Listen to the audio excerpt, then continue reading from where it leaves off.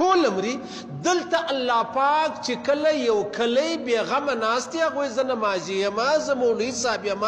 زه تبلیغي یم زه عاجز صاحب یم زه مشر یم زه بزرګ یم زه پیر یم زه مرشد یم زما یې په څه الله فرمایي چې نو زما په خاطر ولې دا خلکو ته تا دا نه ویل چې هلکو دا غلط کار مه کوئ دا بد کار مه کوئ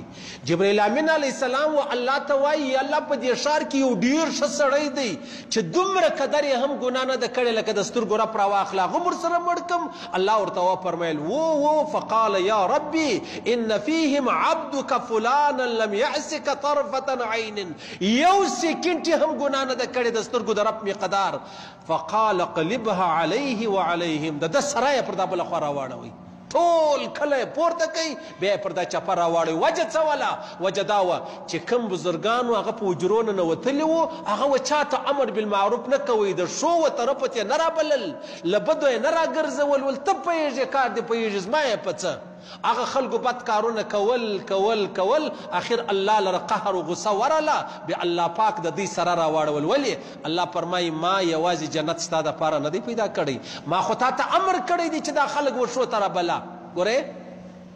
یو سړی په سترګو نابینا دی روان دی او ته لوی کوهي دی څا دی نو چې که کافر دی که مسلمان دی هغه یې ګوري وایي د نه دا و څا ته ورله نیسي نو که چیرې دا سړی و څا ته ورله سو او ده ورته کتل او دی قادر و پر دې چې دا سړی مخ را وګرځوي نو دی ورله سو مړ سو دا ګناه د چا په غاړه ده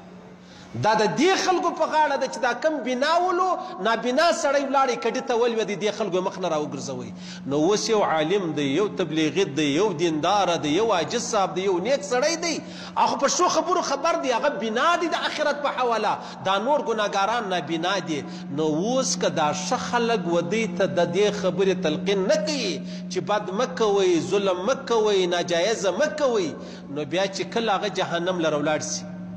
الله پاک د ده څه پوښتنه کوي که نه کوي ګوره چړون سړی کډې ته ورلاړ سي له ما ورته پوښتنه کوي تا نو ورته کتل